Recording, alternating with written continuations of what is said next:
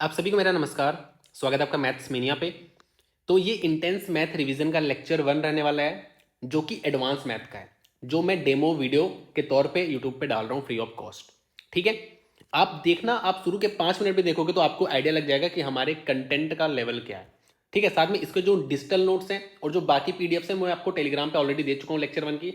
आप वहाँ से देख के आइडिया लगा सकते हो कि आपको क्या क्या चीज़ें मिलने वाली हैं। ठीक है, बाकी हमारे 1000+ यूजर्स हो चुके हैं एक दिन के अंदर ही। और 13 फेब तक इसका जो प्राइस है वो मैंने काफ़ी कम रखा है। 13 फेब की रात के 12 बजे के बाद इसका प्राइस फिर से 499 हो जाएगा। ठीक है, और एक बात और, कुछ बच्चे प्रॉब्लम फेस कर रहे हैं कहीं ना कहीं, तो जिसका सोल्यूशन बहुत ज़्यादा ईजी है जो मैं आपको आगे बताने वाला हूँ। और जो बच्चे इस वीडियो तक आए हैं तो कहीं ना कहीं आप भी लेने को सोच रहे होगे, तो आपको जिन बातों का ध्यान रखना है वो बातें मैं आपको शुरू के 2 मिनट में बता दूंगा। बहुत ही ध्यान से आप सुनना, जिससे आपको कोई भी प्रॉब्लम फेस न करनी पड़े। बाकी जिनको प्रॉब्लम इस उसके बाद भी आएगी ना, सिंपल मैं आपको कांटेक्ट बता दूंगा, आप कांटेक्ट कर लेना, आपकी प्रॉब्लम रिजॉल्व कर दी जाएगी, आपको कोई भी टेंशन लेने की जरूरत नहीं है। ठीक है।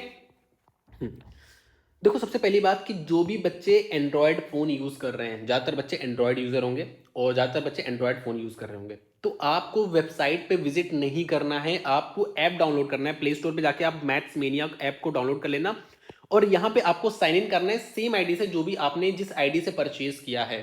ठीक है, और आगे बताऊंगा कि आपको साइन इन कैसे करना है, थोड़ा सा वेट कर लो, अभी आगे बताऊंगा कि कैसे आपको साइन इन करना है। आपको पासवर्ड वगैरह कुछ भी नहीं डालना है, इस बात का आपको ध्यान रखना है। ठीक है, बाकी मैं आपको बताऊंगा। ऐप आप, मैं लिंक दे दे रहा हूँ डिस्क्रिप्शन में, आप वहां से भी ऐप को डाउनलोड कर सकते हो। और जो कंप्यूटर पे है वो सिंपली वेबसाइट पे विजिट करके आराम से आप देख सकते हो, आपको कोई भी दिक्कत नहीं आएगी। जो ऐप है हमारा वो बहुत ज़्यादा स्मूथ है, उसमें आपको कोई भी दिक्कत नहीं आएगी। लेकिन अगर आप एंड्रॉयड फ़ोन पे वेबसाइट में जाके कर रहे हो तो आपको ऑब्वियसली दिक्कत आने वाली है। जो iOS यूज़र है, अगर आप मैक है तो कोई दिक्कत नहीं, वेबसाइट पे जाके आराम से चलाओ, कोई दिक्कत नहीं आएगी। लेकिन अगर आप आईफोन यूज़र हो या आईपैड यूज़र हो और आप वेबसाइट पे करके कर रहे हो, तब आपको थोड़ी बहुत दिक्कत आ सकती है। तो बेटर है आप कोई भी एंड्रॉयड यूज़ कर लो, तो आपके लिए काफ़ी ज़्यादा मतलब ईजिली हो जाएगा, कोई आपको दिक्कत नहीं आएगी। बाकी iOS में क्या होता है ना, थोड़ा सा हमें ऐप को अप्रूव कराने में टाइम लगता है, तो उसमें थोड़ा सा समय लगेगा। एंड्रॉयड का सॉरी iOS का भी आ जाएगा। ठीक है। कुछ बच्चों को पीडीएफ डाउनलोड का इशू आ रहा था, तो हुआ क्या था, जब हम शुरू में किए थे ना, तो मुश्किल से आधे घंटे के लिए हमने ऑफ कर रखा था गलती से, उसको मैंने अब ऑन कर दिया है। तो जो बच्चे पहले से डाउनलोड कर रखे हैं ना, मतलब शुरू के लॉन्चिंग के आधे घंटे के बीच में जो बच्चे डाउनलोड कर रखे हैं उनको दिक्कत आ रही है। आपको सिंपली क्या करना है, सारे डाउनलोड्स को डिलीट कर देना है। ठीक है, उसके बाद आप दोबारा डाउनलोड करोगे तो आपको कोई भी दिक्कत नहीं आने वाली है। ऊपर एक शेयर का ऑप्शन आता है, आप वहां से शेयर करके उसको डाउनलोड कर सकते हो, फिर प्रिंट आउट निकलवा सकते हो, आपको कोई भी डिफिकल्टी फेस नहीं करनी पड़ेगी इसमें अब। ठीक है। हाँ, वाटरमार्क का इशू था बच्चों का, वाटरमार्क आ रहा था, वो हमने हटवा दिया है, बहुत ही कम आप देरी के लिए आपको देखने को मिल रहा है, तो उसमें भी आपको कोई भी दिक्कत नहीं आने वाली है। अब सबसे बड़ी दिक्कत है, लॉगिन इशू बच्चों को आ रहा है। अब बच्चे गलती क्या कर रहे हैं ना, कि उन्होंने परचेज डिफरेंट आईडी से किया है और लॉगिन डिफरेंट आईडी से कर रहे हैं, तभी उनको दिक्कत आ रही है। तो आपको कैसे लॉगिन करना है, पहली बात तो आपको जिस आईडी से आपने परचेज किया ना, सेम आईडी से आपको लॉगिन करना है। ये बात समझ में आ रही है ना। अब मैं आपको बता रहा हूँ लॉगिन करना कैसे है। जैसे आपने यहाँ पे लॉगिन पे क्लिक किया, आपको ये दिखेगा, तो आपको कंटिन्यू विद गूगल करना है, कंटिन्यू विद गूगल। और आप एक बात ध्यान रखना कि जो भी बच्चे परचेज कर रहे हैं ना, उनको एक बात ध्यान रखना है, जो भी आप आईडी से लॉगिन कर रहे हो, मान लो किसी का लैपटॉप में लॉगिन है, उसका वो फोन से कर रहा है, लेकिन लैपटॉप में जो आईडी उसका पासवर्ड नहीं याद है उसको, तो आप एक बात ध्यान देना, जो जिस आईडी से भी लॉगिन करो उसका आपको पासवर्ड पता हो, या आपके फोन और उसमें मतलब जहां पे भी जिस डिवाइस में आपको लॉगिन करना है ना, जिस डिवाइस से आपको पढ़ना है उस डिवाइस में वो आईडी आपकी लॉगिन रहे ऑलरेडी, या आप फॉरगेट पासवर्ड करके उसको रिकवर कर लो, जैसे भी दिक्कत आ रही है। मतलब आपको सेम आईडी से लॉगिन करना है और कंटिन्यू विद गूगल करना है, आपको कोई भी पासवर्ड वगैरह नहीं डालना है। ठीक है, सेम आईडी से आप लॉगिन करोगे, आपका लॉगिन हो जाएगा, आपको सब कुछ दिखने लगेगा अंदर सेम। अगर आप ऐप पे हो तो साइन इन विद गूगल करना है, ये वाला ऑप्शन आपको करना है, कोई भी आपको दिक्कत नहीं आने वाली। और आपने ऑलरेडी परचेज कर रखा है तो जिस आईडी से परचेज किया है उससे आपको करना है। साइन में गूगल करो तो आपको आपके पास यहाँ पे ऐसे आएगा अकाउंट, कौन सा अकाउंट सेलेक्ट करना है, तो वहाँ पे आप सेलेक्ट कर लो कि ये वाला जिससे आपने परचेज किया है। ठीक है, अगर आप बिगिनर हो, मतलब एकदम पहली बार जा रहे हो, तो आप कुछ direct sign in with Google करके साइन इन करके परचेज कर लेना, आपको कोई भी दिक्कत नहीं आने वाली है। स्टिल अगर आप कोई भी डिफिकल्टी फेस कर रहे हो तो आप हमारी वेबसाइट पे जाओगे, यहाँ पे ऐसे कॉन्टैक्ट अस का ऑप्शन आता है, आप यहाँ पे जाके अपनी क्वेरी डाल सकते हो, क्या दिक्कत आ रही है। और जब भी आप मेल करो ना, अपना ईमेल आईडी जरूर मेंशन कर देना जिससे आपने परचेज किया है, तो हम तुरंत उसको रिजॉल्व कर देते हैं, कोई भी दिक्कत नहीं आती है। इतनी बात समझ में आ गई। बाकी यहाँ पे कुछ रिव्यूज़ हैं जो हमारे पेड यूज़र हैं, आप देख सकते हो। ठीक है, ये रिव्यूज़ आप देख सकते हो पॉज करके। बाकी मैं आपको फिर से बता रहा हूँ कि जो रेगुलर प्राइस है वो 499 है, लेकिन अभी 13 फेब की रात 12 बजे तक हमने 399 कर दिया है। बाकी जो नोट्स हैं वो मैंने टेलीग्राम चैनल पे शेयर कर दिया, आप वहाँ से जाकर नोट्स देख सकते हो। बाकी आपको सैंपल दिख रहा है लेक्चर 1 का कि हमने किस तरीके से पढ़ाई की है। अब वीडियो स्टार्ट हो रहा है, आप प्रॉपर देखो। सिंपल ये पेड वाला जो वीडियो मैंने यहाँ पे उठा के डाल दिया है, आप आराम से देखो। शुरू के 5 मिनट में आपको आइडिया लग जाएगा कि हमारा कंटेंट कैसा है। ठीक है, तो शुरू करते हैं। आप सभी को मेरा नमस्कार, स्वागत है आपका मैथ्स मेनिया पे। इंटेंस मैथ रिवीजन का ये है लेक्चर 1, और जो शुरू के 5 लेक्चर रहेंगे उनमें हमारा जो फोकस रहेगा वो एडवांस मैथ्स पे रहेगा, और फिर नेक्स्ट 5 लेक्चर में हमारा फोकस रहेगा अर्थमेटिक मैथ्स पे, और फिर हम मिक्स्ड करेंगे। ठीक है, अब मैंने ऐसा इसलिए किया है ना कि अगर कोई बच्चा बिगिनर है जिसने एडवांस कंप्लीट कर लिया सिर्फ, या अर्थमेटिक कंप्लीट कर लिया सिर्फ, उसका बाकी रह गया है, तो वो डायरेक्ट जंप करके इसका फायदा उठा सकता है इस कोर्स का। ठीक है, मानो किसी बच्चे का एडवांस कंप्लीट है, अब वो अर्थमेटिक कर रहा है, तो साइड में अर्थमेटिक करता रहे और साथ में एडवांस को यहाँ से प्रॉपर रिवाइज करता रहे। ठीक है, तो यहाँ पे बेसिकली हम किसी क्वेश्चन को सॉल्व करेंगे तो उसके इर्द गिर्द जितने कॉन्सेप्ट हो गए हम उस सबको रिवाइज करेंगे, और मेरा जो फोकस रहता है ना वो उन कॉन्सेप्ट पर रहता है जो मोस्ट इंपॉर्टेंट है या जिनको आप भूल जाते हो। ठीक है, तो वो सब कुछ आपका प्रॉपर रिवाइज होगा, आपको टेंशन की जरूरत नहीं है। ठीक है, तो शुरू करते हैं बिना किसी टाइम को वेस्ट किए। साथ में ना आप थोड़ी सी कोशिश करना, तो आपको ये भी सिखाऊंगा ना कि हम क्वेश्चन को ना बिना पेन उठाए भी कर सकते हैं। बहुत सारे क्वेश्चन, सारे नहीं लेकिन बहुत सारे क्वेश्चन ऐसे आते हैं ना जिनको हम बिना पेन उठाए भी कर सकते हैं। तो थोड़ा सा बस दिमाग को थोड़ा सा ओपन रखना है, जैसे मैं बोलूंगा वैसे थोड़ा सा सोचने की कोशिश करना, तो आपको चीज़ें थोड़ी सी आसान होती नजर आ जाएंगी। 3-4 लेक्चर जैसे बीतेगा आप थोड़े बहुत प्रो होने लगोगे। ठीक है, जैसे यहाँ पे क्वेश्चन कह रहा है कि एक ट्रेंगल पी क्यू आर है, पी क्यू आर एक ट्रेंगल है, पी क्यू आर आपका एक ट्रेंगल, और ए जो है वो इन सेंटर है, ए आपका इन सेंटर है। हिंदी लिखी हुई आप हिंदी पढ़ लेना, अंतः केंद्र बोलते हैं। ठीक है, तो इन सेंटर, पहली बात तो इन सेंटर क्या होता है। इन सेंटर निकालने के लिए बेसिकली मैं आपको एक तरीका बता रहा हूँ कि इस ट्रायंगल के अंदर एक ऐसा सर्कल जो तीनों साइड्स को टच कर रहा है, और इस सर्कल का जो सेंटर होगा ना वो आपका इन सेंटर होता है। एक तरीका है और निकालने का। दूसरा तरीका क्या है कि मैं इस ट्रायंगल का किसी भी सारे एंगल का एंगल बाइसेक्टर कर दूं, या किसी दो एंगल का एंगल बाइसेक्टर कर दूं, तो वो जो एंगल बाइसेक्टर जहां पे मिलेंगे ना वो भी इसी पॉइंट पे मिलेंगे। जैसे अगर मैं इस वाले एंगल का एंगल बाइसेक्टर कर दूं और मैं इस वाले एंगल का एंगल बाइसेक्टर कर दूं, मतलब ये वाला एंगल इसके बराबर है और ये वाला एंगल इसके बराबर है, तो ये भी इसी पॉइंट पे मिलेंगे। ये आपका होता है इन सेंटर। तो इससे रिलेटेड जो रिजल्ट है वो बेसिकली ये है कि अगर ये वाला एंगल आपका थीटा है तो ये वाला एंगल आपका 90 प्लस थीटा बाई 2 हो जाएगा। तो यहाँ पे सिंपली क्या कह रहा है, यहाँ पे आपको क्यू ए आर मतलब 90 प्लस थीटा बाई 2 की वैल्यू जो आपको दे रखी है वो आपको 116 दे रखी है। तो आपको क्यू पी आर मतलब आपको थीटा की वैल्यू बतानी है। तो आप ना जैसे अभी तो चलो आप सॉल्व कर सकते हो भाई, थीटा बाई 2 की वैल्यू आपकी 26 आ गई है तो थीटा की वैल्यू आपकी 52 आ जाएगी, ऐसे आपने सॉल्व किया। लेकिन आपको ऐसे सॉल्व या ऐसे फिगर बनाने की कोई भी जरूरत नहीं है, क्योंकि ये बहुत ही ज़्यादा स्टैंडर्ड क्वेश्चन है। ठीक है, बहुत ज़्यादा स्टैंडर्ड क्वेश्चन है। आपको वैसे इन सेंटर भी दे सकता था, या आपको कह सकता था कि एंगल क्यू और एंगल आर का एंगल बाइसेक्टर, मतलब एंगल क्यू और एंगल आर का एंगल बाइसेक्टर जो है वो मीट कर रहे हैं ए पे। मैंने आपको बताया दो तरीके से आपको क्वेश्चन पूछ सकता है।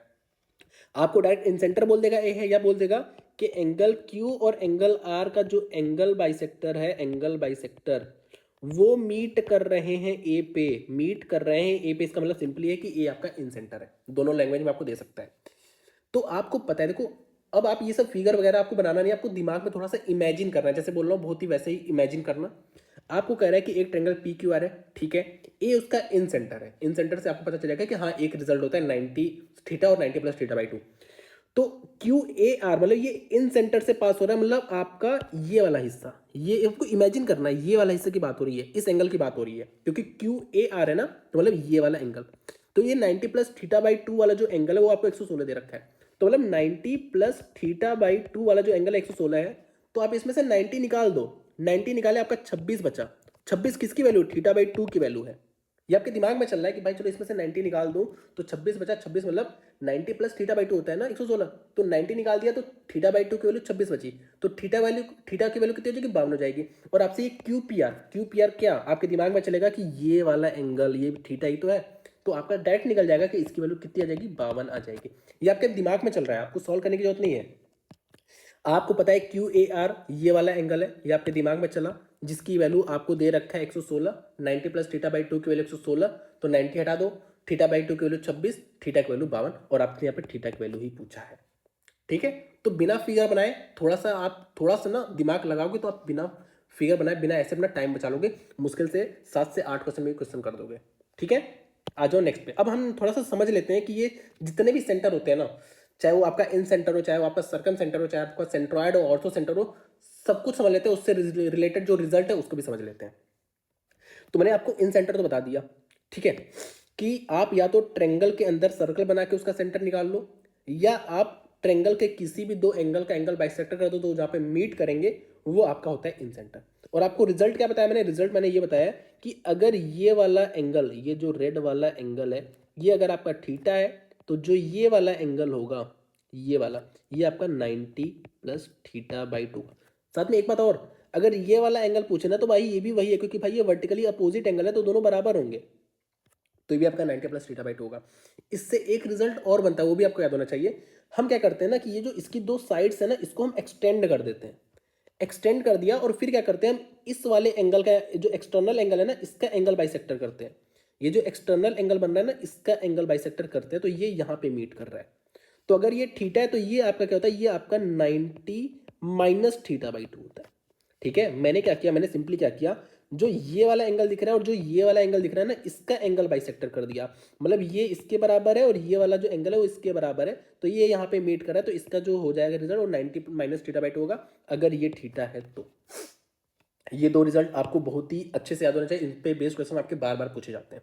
साथ में अब सर्कम सेंटर क्या होता है, तो आपने देखा यहाँ पे क्या था, यहाँ पे आपका ट्रेंगल के अंदर सर्कल था, अब यहाँ पे आपका सर्कल के अंदर सेंटर, सर्कल के अंदर आपका ट्रेंगल है। और आपको एक बात पता होना चाहिए, कोई भी ट्रेंगल हो, कोई भी ट्रेंगल हो, उसके तीनों वर्टिसेस से सिर्फ एक सर्कल पास होता है। या मैं आपको एक बात बताऊं, आप ऐसे भी इसको सोच सकते हो कि 3 पॉइंट अगर कोलिनियर नहीं है, तो कोलिनियर मतलब तीनों अगर एक लाइन में आ जा रहे हैं तो वो कोलिनियर हो गए। अगर 3 पॉइंट कोलिनियर नहीं है, मतलब आप समझ लो कि ऐसे हैं, तो यहां से आपका एक सर्कल पास होगा ही होगा, और एक ही सर्कल पास होगा। ठीक है, लेकिन अगर कोलिनियर है, तो कोलिनियर होगा तो भाई ये ट्रेंगल ही नहीं बनाएगा, और ट्रेंगल नहीं बनाएगा तो इससे सर्कल पास नहीं होगा।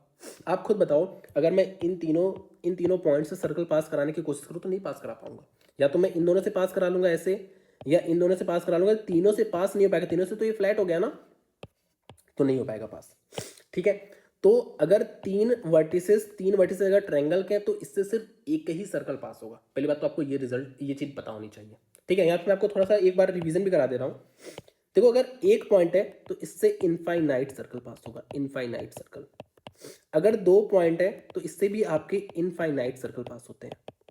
अगर 3 पॉइंट है, तो अगर ये आपके 3 पॉइंट कोलीनियर हैं, तो इससे एक भी सर्कल पास नहीं होगा। लेकिन अगर ये आपके तीनों को, ये मैं थोड़ा कोलिनियर बना दिया होता, एक सेकेंड, कोलिनियर बना दिया होता ना, अच्छा लगता। ये 3 पॉइंट आपके कोलिनियर हैं, तो इससे आपका एक भी सर्कल पास नहीं होगा। लेकिन अगर ये कोलिनियर नहीं है, तो यहां से आपका ओनली वन सर्कल पास होगा। ठीक है, अगर 4 पॉइंट्स हैं, अच्छा इन 3 पॉइंट्स है ना, फिर एक सर्कल पास होगा ही होगा। ये ऑप्शन है कि एक भी सर्कल पास नहीं होगा। अगर वो कोलिनियर नहीं है तो एक सर्कल 100% पास होगा और एक ही सर्कल पास होगा, ये बात समझो। अगर 4 पॉइंट्स है ना, तो इनसे सर्कल पास कर भी सकता है, नहीं भी कर सकता है, जरूरी नहीं कि पास करे। लेकिन अगर सर्कल पास करेगा तो एक ही सर्कल पास करेगा, और जो एक सर्कल पास करेगा ना इन चारों पॉइंट से, वो बेसिकली हमारा साइक्लिक क्वाड्रिलेटरल बनाता है, साइक्लिक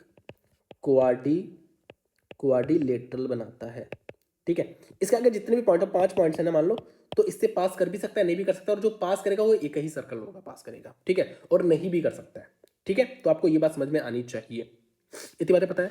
अब यहाँ पे देख लो, यहाँ पे सिंपली आपको याद होगा कि देखो ये ना, ये ऐसे बनाता है, हमने सर्कल के अंदर ऐसे बना दिया, तो ये जो 2 पॉइंट्स हैं वो एक बार सेंटर पे एंगल सबटेंड कर रहे हैं, ये वाला, और एक बार सरकमफ्रेंस पे कर रहा है। तो हमने पढ़ा था कि अगर ये थीटा होता है तो ये 2 थीटा होता है। ये मेरे ख्याल से आपको रिजल्ट पता होगा।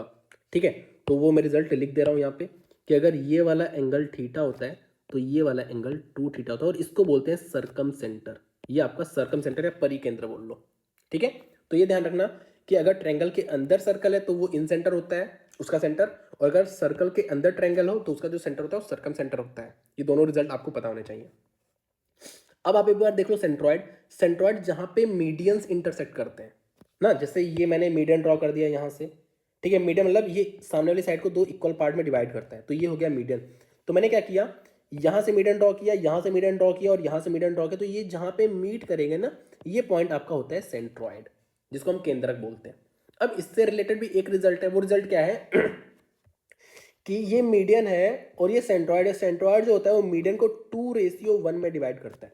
अब आपको ध्यान रखना है कि ये जो वर्टेक्स से ये वाला होता है ना, वर्टेक्स से सेंट्रॉइड वाला होता है, ये 2 होता है, और ये सेंट्रॉइड से जो साइड वाला होता है, देखो ये साइड पे मैच कर रहा है और ये वर्टेक्स से आ रहा है, तो ये वाला 2 होता है, ये वाला 1 होता है। तो आपको ये भी ध्यान रखना है, ठीक है। तो मैंने क्या सीखा, मैंने सीखा कि सेंट्रॉइड मीडियन को 2:1 में डिवाइड करता है, ठीक है। और सेंट्रॉइड का होता है इंटरसेक्शन ऑफ मीडियंस। अब एक मुझे एक चीज और याद आनी चाहिए कि अगर मुझे मीडियन की लेंथ बतानी है, मतलब ये जो मीडियन है, अगर मुझे इस मीडियन की लेंथ बतानी है और मैंने साइड दे दिया है कि ये ए साइड है सामने वाला, ये बी साइड है और ये सी साइड है, और मुझे ये मीडियन, मतलब आप समझ लो कि ये मीडियन, इसको ए से डिनोट करेंगे क्योंकि ये ए के सामने, तो मीडियन ए। तो अगर मुझे मीडियन ए मतलब इस पूरे की लेंथ, इसकी लेंथ बतानी, तो कैसे निकालेंगे, तो इसका जो फॉर्मूला है वो ऐसे ऐसे, मैं क्या निकाल रहा हूँ, मैं एम ए निकाल रहा हूँ ना, एम ए, ठीक है। तो हाफ रूट ऑफ, जो बगल बगल है, बगल में कौन सा है, बगल में आपका देखो, बगल में इस ये है ना, तो इसके बगल में ये है और ये है, ठीक है। तो कैसे करेंगे, 2b², एक से मैं ग्रीन कलर ले लो, 2b² प्लस 2c² और माइनस सामने वाला माइनस a², यहाँ पे 2 नहीं रहेगा, तो 2b² plus 2c² minus a², ये होता है मीडियन ऑफ ए। तो आपको ये भी पता होना चाहिए। अब ऑर्थो सेंटर क्या होता है, ये मैंने एल्टीट्यूड ड्रॉप किया है, इस पॉइंट से मैंने यहाँ पे एल्टीट्यूड ड्रॉप किया है, इस पॉइंट से मैंने यहाँ पे एल्टीट्यूड ड्रॉप किया, तो ये एल्टीट्यूड्स जहाँ पे मिलते हैं ना, ये आपका होता है ऑर्थो सेंटर, जिसको हम लंब केंद्र बोलते हैं। अब यहाँ पे क्या रिजल्ट है, यहाँ पे रिजल्ट बहुत ही आसान है। क्या रिजल्ट है आप देखो ना, ये है 90 डिग्री, ये भी है 90 डिग्री, और ये है आपका क्वाड्रिलेटरल, ये क्वाड्रिलेटरल ही तो है। तो भाई ये 90 ये 90, और आपको पता है क्वाड्रिलेटरल के चारों एंगल का सम 360 होता है। तो भाई ये और ये मिल, देखो ये 90 90 मतलब 180 खत्म हो चुका है, मेरे पास 180 बचा, मतलब ये और ये एंगल का जो सम होगा, इसका और इसका आपका 180 होगा, ठीक है। तो आप ऐसे कह सकते हो कि अगर ये वाला एंगल जो है आपका, ये अगर थीटा है, तो जो ये वाला एंगल होगा, ये आप ये वाला भी एंगल कह सकते हो, क्योंकि वर्टिकली अपोजिट दोनों बराबर होंगे, तो ये आपका सिंपली 180 माइनस थीटा होगा, और ये जो पॉइंट है ये आपका ऑर्थो सेंटर है। तो मेरे ख्याल से ये भी रिजल्ट आपको याद हो गया होगा, ठीक है। अब मैंने ऊपर ही जो कराया इन सेंटर, इस पे बेस्ड क्वेश्चन बार बार आते हैं, तो आपको यहाँ पे भी सॉल्व करा रहा हूँ।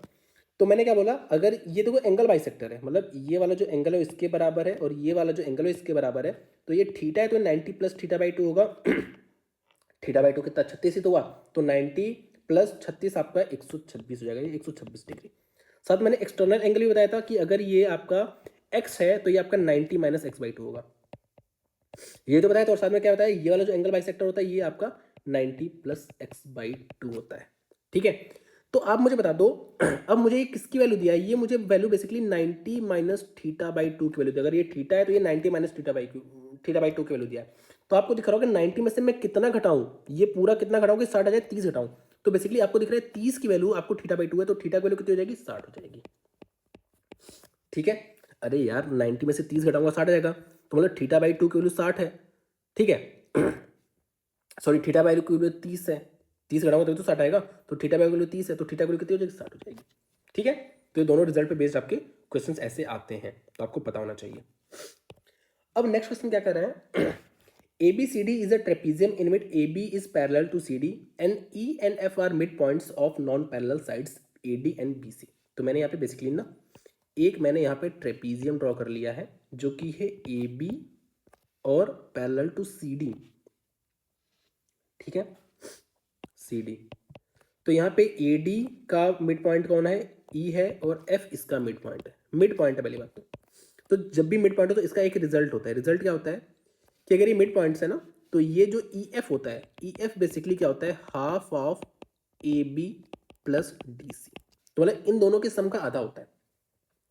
तो अब बेसिकली क्या करना है, आपको AB प्लस CD का हाफ करना है। तो आपने AB और CD को जोड़ा, 28 और 18 आपका कितना होता है, 38, 8 46, 46 का आधा कर दिया, 23 आ गया, ठीक है। लेकिन थोड़ा सा और अगर आपको कैलकुलेशन को थोड़ा सा और क्विक करना है तो कैसे किया, मैंने सिंपली, आपको रिजल्ट तो पता है ना, मैं इरेज नहीं कर रहा हूँ, आपको थोड़ा माइंड में सोचना है कि चलो मुझे ये पता चल गया कि क्वेश्चन क्या पूछा है, ये क्वेश्चन पढ़ते ही आपको पता चल जाएगा कि क्वेश्चन पूछा क्या है ना, आपको ड्रॉ करने की जरूरत नहीं पड़ेगी।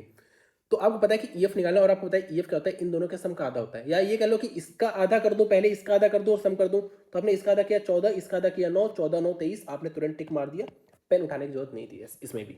ठीक है, तो दो रिजल्ट हैं, दोनों रिजल्ट हम देखेंगे।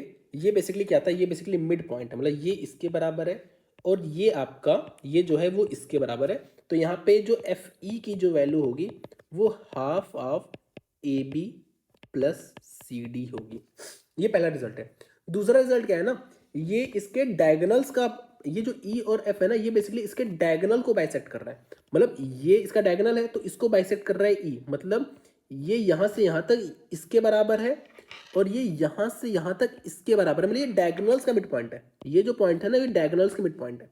तो यहाँ पे ई एफ की वैल्यू क्या होगी, बेसिकली यहाँ पे ई एफ की वैल्यू जो होगी वो half of difference of parallel sides, difference कह लो। तो यहाँ पे आपको ए बी बड़ा दिख रहा है या कुछ भी बड़ा हो, मान लेता हूँ ये आपका ए है, ये आपका बी है, या मैं वैसे ही लिख दे रहा हूँ। तो इन दोनों साइड्स का डिफरेंस का हाफ, तो आप A B minus C D के डिफरेंस का हाफ, ये आपका ई एफ हो जाएगा। ई एफ क्या, यहाँ पे ई एफ आपका बेसिकली है डायगोनल का बाइसेक्टर है,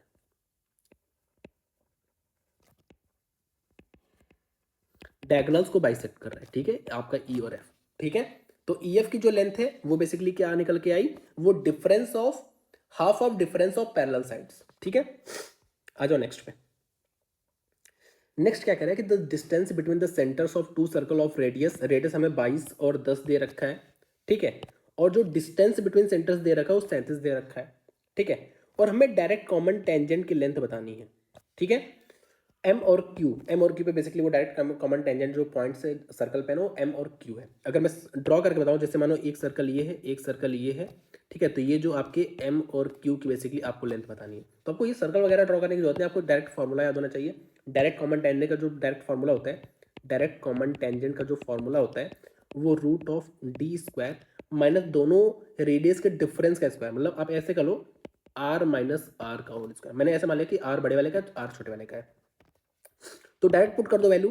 डी मतलब डिस्टेंस बिटवीन सेंटर्स, जो कि मुझे 37 दे रहा है, तो 37 का स्क्वायर कर दूंगा, माइनस आर मतलब 22 और 10, जो कि इन दोनों का डिफरेंस जो है वो आ रहा है 12, तो 12 का स्क्वायर। अब इसको सॉल्व करने के लिए क्या करूंगा, ए स्क्वायर माइनस बी स्क्वायर है ना, तो मैं इसको ए प्लस बी, ए माइनस बी की तरह तोड़ लूंगा। तो जो ए प्लस बी आ रहा है वो मेरा 49 आ रहा है, और जो मेरा ए माइनस बी आ रहा है वो मेरा आ रहा है 25। तो यहाँ से मैं इजिली निकाल सकता हूँ 7 × 5, तो मेरा 35 जो आ चुका है वो डायरेक्ट कॉमन टेंजेंट की लेंथ आ चुकी है। ठीक है, तो एक बार मैं सारे टेंजेंट देख लेता हूँ, जो भी कॉमन टेंजेंट होते हैं उनकी लेंथ देख लेता हूँ।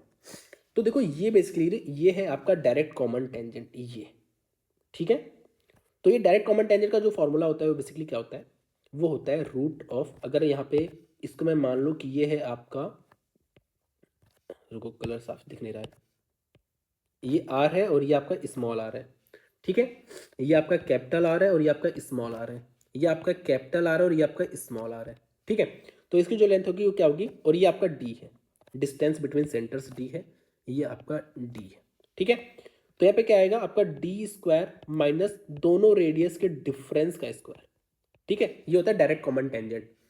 और ये है आपका ट्रांसवर्स कॉमन टेंजेंट, ये जो है आपका पॉइंट, ये है ट्रांसवर्स कॉमन टेंजेंट। इसकी जो लेंथ होती है वो भी सेम जैसा फॉर्मूला होता है, बस यहाँ पे जो होता है ना आर प्लस आर, मतलब यहाँ पे सम हो जाता है, रेडियस का सम होता है, आर प्लस आर का होल स्क्वायर होता है, ये ट्रांसवर्स कॉमन टेंजेंट होता है। और ये भी देखो ये डायरेक्ट कॉमन टेंजेंट ही है, देखो आप ना इसको भी इस फॉर्मूले से आराम से निकाल सकते हो। या अगर दो सर्कल ऐसे है ना, एक सर्कल ऐसे एक सर्कल ऐसे, ठीक है, और इनका कॉमन टेंजेंट ये है मान लो, या आप ऐसे कह सकते हो कि जो कॉमन टेंजेंट है यहाँ पे वो मान लो यहाँ से ऐसे होगा, ये कॉमन टेंजेंट है। तो इसका भी जो रिजल्ट है ना, आप इस फॉर्मूले से ये भी जो है ना, ये भी आपका यही फॉर्मूला लगेगा, यहाँ पे भी आपका यही फॉर्मूला लगेगा। लेकिन जब आप यहाँ पे ये फॉर्मूला लगाओ तो डी की जो वैल्यू है ना वो बेसिकली यहाँ पे आर प्लस आर हो चुके, तो जो फॉर्मूला छोटा होकर जो हो जाएगा वो आपका ये हो जाएगा 2√r। तो अगर दो सर्कल टच कर रहे हैं ना, एक्सटर्नली टच कर रहे हैं अगर, तो उनका जो कॉमन टेंजेंट है वो डायरेक्ट आप निकाल सकते हो 2√r × r। तो आपको ये तीनों रिजल्ट पता होने चाहिए, ये रिजल्ट भी, ये रिजल्ट भी और ये रिजल्ट भी। ठीक है, और हम इसको मल्टीपल टाइम रिवाइज भी करेंगे, तो आपको टेंशन लेने की जरूरत नहीं, आपको याद हो जाएगा ऐसे भी। अब एक चीज हम देख लेते हैं कि कितने कॉमन टेंजेंट, आपसे पूछेगा कितने कॉमन टेंजेंट, अगर फिगर ऐसा है तो इनके बीच में कितने कॉमन टेंजेंट है। तो अगर दो सर्कल दूर दूर है, मतलब टच नहीं कर रहे हैं इंटरनली या एक्सटर्नली, टच, सॉरी, हाँ हाँ, टच नहीं कर रहे हैं इंटरनली एक्सटर्नली, मतलब टच नहीं कर रहे हैं, अगर दूर दूर हैं और एक के अंदर एक नहीं, जैसे यहाँ पे भी टच नहीं कर रहा है लेकिन एक के अंदर एक है। तो अगर आपको ऐसा फिगर दिखे तो आपको दिख रहा है यहाँ पे टोटल 4 टेंजेंट बन रहे हैं, 2 डायरेक्ट टेंजेंट आपको दिख रहा है और 2 आपको दिख रहा है ट्रांसवर्स टेंजेंट्स आपको दिख रहे हैं। ठीक है, अगर दो सर्कल इंटरनली नहीं एक्सटर्नली टच कर रहे हैं, आपको ध्यान देना है, अदरवाइज वहां पे इंटरनली दिया रहेगा, टच तो यहां पे भी कर रहे हैं इंटरनली, आप इंटरनली एक्सटर्नली पे ध्यान नहीं दोगे और आप गलत कर सकते हो। तो अगर दो सर्कल एक्सटर्नली टच कर रहे हैं तो 3 टेंजेंट बनेगा, जहां पे 2 डायरेक्ट टेंजेंट रहेगा और एक ट्रांसवर्स टेंजेंट रहेगा। साथ में आपको ये भी दिख रहा होगा यहाँ पे जो ट्रांसवर्स टेंजेंट है ना, इसकी जो लेंथ है ना, बेसिकली अगर जैसे हम निकालते हैं ना ऊपर, तो यहाँ पे इसकी जो लेंथ है वो 0 आएगी, ट्रांसफर टेंजेंट की जो लेंथ है यहाँ पे 0 आएगी ट्रांसफर टेंजेंट की। ठीक है, ट्रांसफर टेंजेंट की जो लेंथ आएगी इस केस में, एक्सटर्नली टच वाले में 0 आएगी। ठीक है, अगर दो सर्कल इंटरसेक्ट कर रहे हैं तो यहाँ पे ट्रांसफर टेंजेंट एक भी नहीं है, डायरेक्ट टेंजेंट 2 है। तो आपको ये भी पूछ सकते हैं ना कि कितने डायरेक्ट टेंजेंट बनेंगे, कितने ट्रांसवर्स बनेंगे। तो यहाँ पे डायरेक्ट 2 हैं और ट्रांसवर्स कितने हैं, 0। यहाँ पे डायरेक्ट 2 और ट्रांसवर्स 2, यहाँ पे डायरेक्ट 2 है और ट्रांसवर्स आपका 1 है, जिसकी लेंथ जो है वो 0 है। ठीक है, क्योंकि बेसिकली ना वो टेंजेंट की जो लेंथ पूछता है ना, वो पूछता है कि इस पॉइंट पे, मतलब जो इस सर्कल पे कहाँ पे टच कर रहा है और इस सर्कल पे कहाँ पे टच कर रहा है, इसके बीच की दूरी। तो इस केस में ये जो ट्रांसफर टेंजेंट है वो भी यहीं पे टच कर रहा है, इसमें भी यहीं पे टच कर रहा है, इस वजह से 0 है इसका। अब अगर दो सर्कल इंटरनली टच कर रहे हैं तो यहाँ पे सिर्फ एक डायरेक्ट कॉमन टेंजेंट एक बनेगा बस, ट्रांसवर्स 0 है यहाँ पे। और अगर एक सर्कल के अंदर एक सर्कल है तो यहाँ पे आपका कोई भी टेंजेंट नहीं बनेगा, no tangent, no common tangent, sorry, no common tangent. ठीक है, तो मेरे ख्याल से आपको ये भी आपका लैंग्वेज बेस्ड में आता है क्वेश्चन, इस वजह से आपको ये भी पता होना चाहिए। नेक्स्ट देखते हैं। नेक्स्ट आपको यहाँ पे दो सर्कल दे रखा है, at P and Q intersect at 2 point C and D. ठीक है, ए बी एक टेंजेंट है to two circle at point A and B. अगर मुझे ए डी बी दे रखा है, मतलब मुझे ये वाला एंगल दे रखा है, ये वाला एंगल, मुझे ये वाला एंगल दे रखा है, तो मुझसे ए सी बी पूछे, तो आपको एक रिजल्ट पता होना चाहिए। अभी आपको प्रूफ भी करा दूंगा, बहुत आसान सा रिजल्ट है कि ये दो मैंने जो एंगल रेड कलर से ड्रॉ किया है ना, मान लेता हूँ अगर ये अल्फा ये बीटा है मान लेता हूँ, तो यहाँ पे अल्फा प्लस बीटा जो होता है वो हमेशा 180 डिग्री होता है। कैसे होता है, प्रूफ करा दो, प्रूफ देख लो, बहुत आसान सा प्रूफ है। एक सेकेंड, मुझे जूम करना पड़ेगा तो मैं जूम कर लेता हूँ। मैंने क्या किया ना, मैंने यहाँ से एक लाइन ड्रॉप कर दी। ठीक है, लाइन ड्रॉप कर दी। अब मैंने एक रिजल्ट पढ़ा था, नहीं पढ़ा तो याद आ जाएगा, कि ये वाला जो एंगल होता है ना, ये वाला, ये आपका इसके बराबर होता है, इसके। ठीक है, इसका मतलब क्या है, इसका मतलब अगर मैं दूसरा कलर ले लूं, तो जो ये वाला एंगल है ना, ये जो पर्पल से मैं आपको दिखा रहा हूं, ये वाला जो एंगल है वो आपका इसके हो जाएगा, इसके। अगर मैं दूसरा कलर लेके दिखाऊंगा आपको थोड़ा सा, तो ये जो ग्रीन वाला एंगल है, ये जो ग्रीन वाला एंगल है, ये जो ग्रीन वाला है, वो आपका इसके बराबर हो जाएगा, इसके। क्योंकि आपको पता है ना कि ये वाला जो एंगल होता है वो इसके बराबर होता है, ये तो आपको पता है। तो अगर मैं बात करूं, मुझे पता है कि ये, और एक चीज और मुझे पता है, अगर मैं एक और कलर लेके दिखाऊं आपको, पिंक कलर लेके दिखाऊं, तो ये पर्पल, ग्रीन और ये जो एंगल है, ये वाला, इस ट्रायंगल, ये जो ट्रायंगल आपको दिख रहा है ना भाई, ये वाला जो ट्रायंगल आपको दिख रहा है, इन तीनों एंगल का जो सम होगा 180 होगा। तो मैं ऐसे बोल सकता हूं, पर्पल, मैं रेड कलर लेके दिखाता हूं, purple plus red plus pink जो है वो आपका 180 है। या मैं ऐसे भी कह सकता हूं इसको, ऐसे कैसे, ऐसे कह सकता हूं, एक सेकंड जो मुझे दे दो थोड़ा समय बस। पर्पल, पर्पल होगा ना, ये वायलेट है, क्या है देख लेना यार, वायलेट है, वायलेट है, पर्पल है, पर्पल है, चलो वायलेट है। ठीक है, तो वायलेट, ग्रीन और पिंक, ये मैंने क्या बोला, ये 180 है। तो आप इसको ऐसे भी देख सकते हो ना, वायलेट, ग्रीन और पिंक आपका क्या है, 180। तो मैंने क्या बोला, आप सब कुछ इरेज करो, आप बहुत ही ध्यान से देख लेना। मैंने क्या बोला, मैंने क्या बोला, यहां से मैंने लाइन ड्रॉ की थी, तो यहाँ पे आपका था वॉयलेट, यहाँ पे था आपका ग्रीन, वॉयलेट ग्रीन, इसको मिला दो वॉयलेट ग्रीन को और इस पिंक को मिला दो, इसका क्या है 180 है कि नहीं। तो मैंने वही चीज बोला आपसे, मैंने वही क्या बोला कि भाई, भाई जो ये वाला एंगल है और जो ये वाला एंगल है, इनका जो सम होगा वो 180 होगा, ये इसका प्रूफ रहा। ठीक है,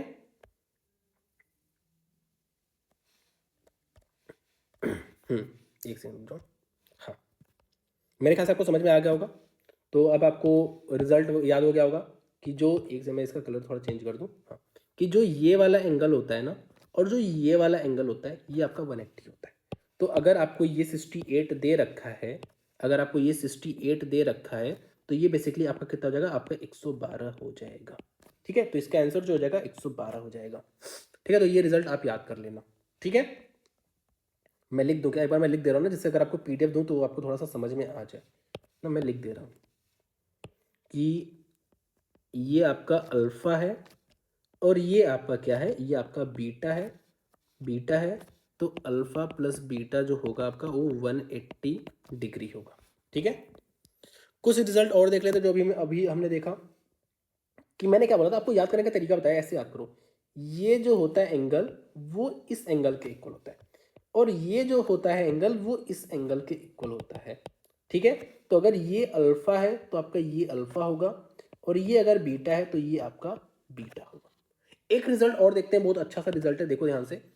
दो सर्कल है, दो अनइक्वल सर्कल भी हो सकते हैं, जरूरी नहीं कि ये इक्वल आपको दिख रहा है इक्वल है, लेकिन ये अनइक्वल होगा तो भी कोई दिक्कत नहीं है। तो मैंने क्या किया, एक डायरेक्ट कॉमन टेंजेंट ले लिया है। ठीक है, और ये सर्कल यहाँ पे दोनों पे टच कर रहे हैं, तो ये टेंजेंट यहाँ और यहाँ पे टच कर रहा है और ये दोनों सर्कल यहाँ पे आपस में टच कर रहे हैं, तो ये एक ट्रेंगल बन रहा है। तो ये जो ट्रेंगल बनेगा ना, आपको ये समझ में आना चाहिए कि ये वाला जो एंगल बनेगा ना ये हमेशा 90 डिग्री होगा। ये वाला एंगल हमेशा क्या होगा, 90 डिग्री होगा। तो मैंने क्या बोला कि जो ये वाला एंगल है, ये वाला, ये क्या है, ये 90 डिग्री है। ठीक है, ये वाला एंगल 90 डिग्री है। अगर ये 90 डिग्री हो गया तो मान लेते हो अगर ये अल्फा और बीटा है, ये अल्फा है, सॉरी यार मुझे समझ नहीं आ रहा कौन सा कलर लूं जिससे दिखे साफ साफ, ये अल्फा है और ये बीटा है। तो आपको पता है अल्फा प्लस बीटा भी 90 होगा, क्योंकि भाई तीनों का तो सम 180 होता है, तो ये ऑलरेडी 90 है, ये वाला ऑलरेडी 90 है।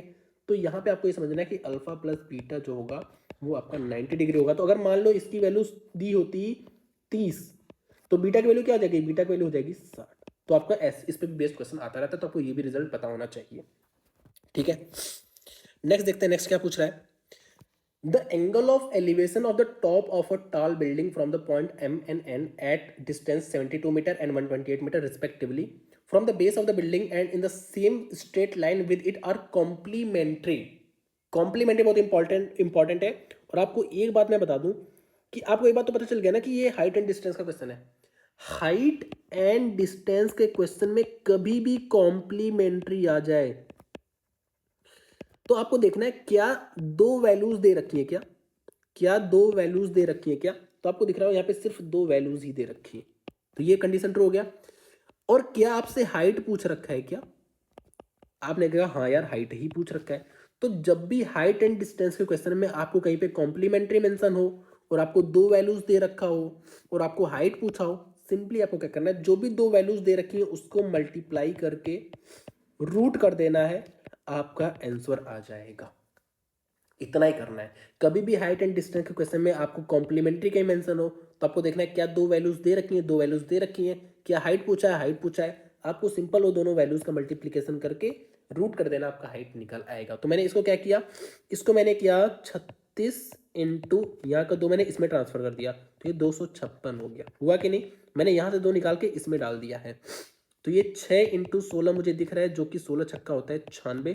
तो हाइट मेरी आ चुकी है 96। ठीक है, समझ में आ गया।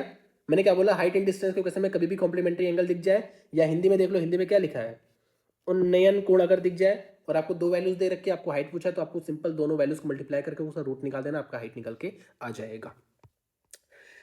नेक्स्ट देखो, नेक्स्ट कह रहा है कि a poster is on a top of a building, a person is standing on the ground at a distance of 50 metre from the building, the angle of elevation of to the top of the poster and the bottom of the poster is 45 और 30 दे रखा है respectively. तो मैं 200%, ये बहुत important है क्योंकि आप इस पे ध्यान नहीं देते हो, आपने हाइट निकाल दिया, टिक मार दिया, आपका गलत हो गया। आपको इस 200% पे ध्यान देना है कि आपसे जो भी आपका आंसर आएगा हाइट उसका डबल करना है। ठीक है, तो मैंने क्या किया, ये मैंने ट्रेंगल बनाया और मुझे पता है कि पोस्टर जो है मान लो यहाँ से यहाँ तक लगा है, तो जो मेरा एंगल ऑफ एलिवेशन है बॉटम पे वो है 30 और जो मेरा पूरे पे है, पूरे पे वो है मेरा 45 डिग्री। और मुझे पता है कि मुझे जो ये दे रखा है ना, यहाँ पे मैं खड़ा हूँ ना और यहाँ पे आपकी बिल्डिंग है, तो ये 50 दे रखा है। तो अगर ये 50 दे रखा है, ये 45 डिग्री, 45 डिग्री जो रेशियो होता है 1:1 होता है, तो ये पूरा 50 हो जाएगा।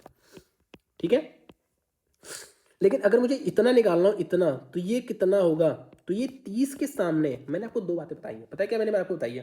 कि जैसे अगर दो ट्रायंगल है ना, ये 30 डिग्री है और ये 60 डिग्री है। मान लेता हूँ ये आपका 5 है, ये मान लेता हूँ ये 7 है। तो मैंने आपको एक बात बताई कि 30 के सामने वाला छोटा होता है और 60 के सामने वाला बड़ा होता है हमेशा। 30 के सामने वाला छोटा होता है, 60 के सामने वाला बड़ा होता है। तो मैंने बताया 30 के सामने करने के लिए ना आपको √3 से डिवाइड करना है, क्योंकि आपको इस वैल्यू को छोटी करनी है, मतलब इस वैल्यू को आपको छोटा करना है, क्योंकि 30 के सामने वाला छोटा होता है। तो वैल्यू को छोटा करने के लिए आपको √3 से डिवाइड करना है, मतलब ये जो सामने वाला हो जाएगा 5/√3 हो जाएगा। और 60 के सामने वाला होता है बड़ा, तो इसको बड़ा करना है आपको, क्योंकि 60 के सामने वाला होता है बड़ा। तो बड़ा करने के लिए मैं √3 से मल्टीप्लाई कर दूंगा, तो 7 को मैं √3 से मल्टीप्लाई कर दूंगा। मैंने क्या बोला? जब भी आपको 30 के सामने वाली साइड निकालनी हो तो मुझे √3 से डिवाइड कर देना है, और जब भी मुझे 60 के सामने वाली साइड निकालनी हो तो मुझे √3 से मल्टीप्लाई कर देना है, क्योंकि 60 के सामने वाला होता है बड़ा, तो बड़ा करने के लिए √3 से मल्टीप्लाई। 30 के सामने वाला होता है छोटा, तो 30 के सामने कर लेंगे √3 से डिवाइड। ठीक है, तो यहाँ पे 50 है और मुझे 30 के सामने वाला निकालना है, मतलब मुझे इतना निकालना है, तो मैं √3 से डिवाइड कर दूंगा, क्योंकि मुझे छोटा करना है। तो ये मेरा 50/√3 आ चुका है। तो मुझे ये निकालना है, ये क्या हो जाएगा? 50 माइनस 50/√3, 50 मैंने कॉमन ले लिया, तो 1 माइनस 1/√3। ठीक है, ये आपका हाइट आ चुका है पोस्टर का, क्योंकि पोस्टर का हाइट तो यही है ना भाई मेरे। लेकिन आपको 200% निकालना था ना, तो आप इसको 2 से मल्टीप्लाई कर दो, क्योंकि आप 2h निकालना था, तो आपने 2 से मल्टीप्लाई कर दिया, तो आपका क्या आ चुका है? 100√3 माइनस 1/√3। तो मैंने क्या किया? √3 से मल्टीप्लाई डिवाइड कर दिया, तो आपका 100/3 और 3 माइनस √3, तो 100/3 √3 माइनस, सॉरी 3 माइनस √3 आपका करेक्ट आंसर आ चुका है। ठीक है, अच्छा क्वेश्चन था। कुछ रेशियो मैं आपको और याद दिला दे रहा हूँ ना, ये रेशियोज का आगे काम पड़ेगा, मैं इस वजह से आपको अभी याद दिला दे रहा हूँ। नेक्स्ट में हम उसको उड़ाते रहेंगे ना, और रिवाइज भी करते रहेंगे। तो जब भी बेस सेम हो ना, जैसे मान लेता हूँ जैसे यहाँ पे मैंने एक ट्रायंगल बना दिया, मान लो, ठीक है, ये है मान लो 30 डिग्री और ये है 60 डिग्री। तो आपको दिख रहा है ये जो बेस है ना, इसको थोड़ा मैं कलर चेंज करके येलो कर देता हूँ, ये बेस सेम है। तो 30 के सामने वाला जो होगा ना वो 1 होगा, और 60 के सामने वाला जो होगा वो होगा 3, मतलब 1:3 में होगा, क्योंकि बेस सेम है। तो 30 के सामने वाला होगा 1 और 60 के सामने वाला होगा 3, मतलब 1:3 में होगा। ठीक है, तो अगर मैं इसको यहाँ पे देखूं तो मुझे एक चीज दिख रहा है। देखो ये देखो बेस सेम है, पहली बात तो ये बेस सेम है दोनों में। ठीक है, और ये है 30 और ये है 60, तो मैं 30 के सामने वाला क्या है? 30 के सामने इतना है, और 60 के सामने, भाई ये पूरा 60 है, तो 60 के सामने पूरा इतना है। तो 30 के सामने इतना है, तो ये हो गया 1, और 60 के सामने ये पूरा है, तो ये हो गया 3। तो जब ये पूरा 1 हो गया और ये पूरा 3 हो गया, तो ये कितना हो जाएगा? ये 2 हो जाएगा। ठीक है, तो जब भी ऐसा फिगर बने तो आपको समझ जाना है कि ये आपका 1:2 में होगा। ठीक है, क्योंकि ये पूरा 1:3 में था, ये पूरा 1:3 में था, तो ये आपका 2 हो जाएगा, ये आपका 1 हो जाएगा। तो ये रेशियो आपको पता होना चाहिए। ऐसे ही मैं इसी से ये वाला भी निकाल दूंगा। कैसे? अब देखो, आपको लग रहा होगा कि क्या अजीब दे दिया, आप समझ नहीं आ रहा। यहाँ पे तो बेस सेम नहीं, क्योंकि यहाँ पे देखो इसका बेस ये, इसका बेस ये, आपको ये तो लग रहा होगा कि इसका बेस ये, इसका बेस ये, लेकिन ऐसा नहीं है। अगर मैं थोड़ा सा इसको दूसरे तरीके से देखूं तो ये 60 है, ये तो 90 ही है, तो ये आपका 30 होगा। ऐसे ही ये 30 है, तो ये पूरा आपका 60 होगा। ठीक है, तो आपने क्या निकाला कि ये आपका 30 है, ये आपका 60, और यहाँ पे बेस सेम है। तो 30 के सामने वाला 30, ये 30, भाई ये 60 है तो ये 30 है, तो 30 के सामने वाला होगा 1 जो कि यहाँ पे है, 60 के सामने होगा पूरा ये पूरा जो कि आपका 3 है।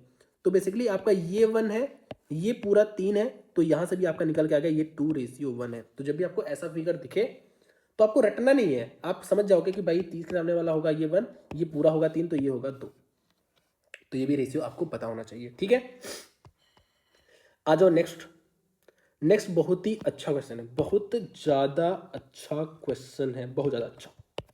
इसके लिए ना आपको 2-3 बातें पता होनी चाहिए, जो मैं आपको नेक्स्ट स्लाइड में दिखा रहा हूँ। एक रिजल्ट तो ये है कि जो आपका अर्थमेटिक मीन होता है वो greater than equal to geometric mean होता है, और ग्रेटर देन इक्वल टू आपका हार्मोनिक मीन होता है। लेकिन अब आपको ये नहीं पता कि अर्थमेटिक मीन, ज्योमेट्रिक मीन और हार्मोनिक मीन होता क्या है। तो नेक्स्ट स्लाइड में देखते हैं, उसके बाद इस क्वेश्चन को आके सॉल्व करते हैं। हिंदी में भी मैंने लिख दिया, आप पढ़ लो।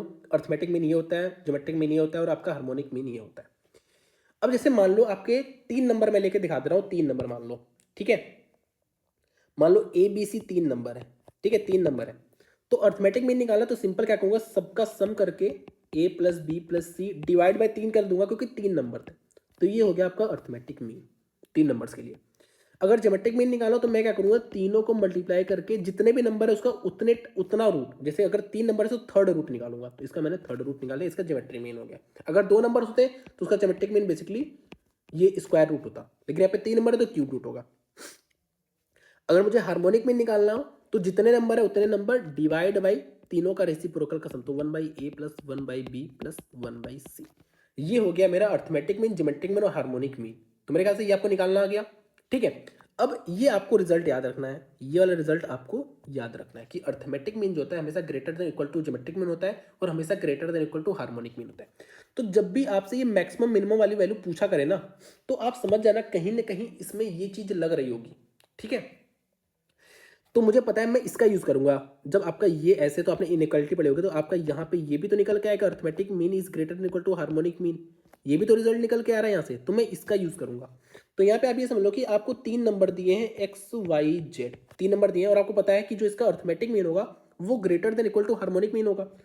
तो अर्थमेटिक मीन क्या होगा इसका, अभी हमने सीखा, अर्थमेटिक मीन ये होगा, अभी हमने नीचे सीखा। ग्रेटर देन इक्वल टू क्या, मैंने बोला कि 3 नंबर से 3/1/x plus 1/y plus 1/z, ये इसका ज्योमेट्रिक मीन है। अब आप वैल्यूज को डाल दो, तो आपको x plus Y plus Z की वैल्यू पता है 1/3 होगा, ग्रेटर देन इक्वल टू यहाँ पे 3/1 plus 1/x plus 1/y plus 1/z। तो इसको मैं पूरे को इधर भेज दे रहा हूँ, तो 1/x plus 1/y plus 1/z is greater than equal to, ये इधर चला जाएगा तो आपका 9 आ जाएगा। तो आपको दिख रहा है कि 1/x plus 1 plus Y plus 1/z is greater than equal to 9, मतलब इसकी जो वैल्यू होगी या तो 9 होगी या तो 9 से ज्यादा होगी। तो मिनिमम वैल्यू क्या हो सकती है, मिनिमम वैल्यू 9 हो सकती है, वही आपसे पूछा है लीस्ट वैल्यू, तो आपका 9 करेक्ट आंसर आ गया। तो ये रिजल्ट बहुत ज़्यादा इंपॉर्टेंट है, ये भी रिजल्ट और ये भी रिजल्ट आपका, इसका भी बहुत जगह यूज होता है। ये जो arithmetic mean greater equal to geometric mean है ना, इसका भी बहुत जगह यूज होता है। तो आपको ये तीनों रिजल्ट पता होना चाहिए, ठीक है। हाँ, आ जाओ नेक्स्ट पे। अब ये जो a³ plus b³ plus c³ minus 3abc वाला जो फॉर्मूला होता है ना, आपको सिर्फ 2 फॉर्मूले याद होने चाहिए, इससे ज़्यादा आपको फॉर्मूला याद करने की जरूरत नहीं है। वो 2 फॉर्मूले कौन से हैं, वो 2 फॉर्मूले ये, a³ plus b³ plus c³ minus 3abc जो होता है वो आपका होता है a प्लस बी प्लस सी, और फिर आपका a² plus b² plus c² minus ab minus bc minus ca। एक फॉर्मूला आपको ये याद होना चाहिए और दूसरा फॉर्मूला आपको ये याद होना चाहिए, a plus b plus c divide by 2 a minus b का whole square plus b minus c का whole square plus c minus a का होल स्क्वायर।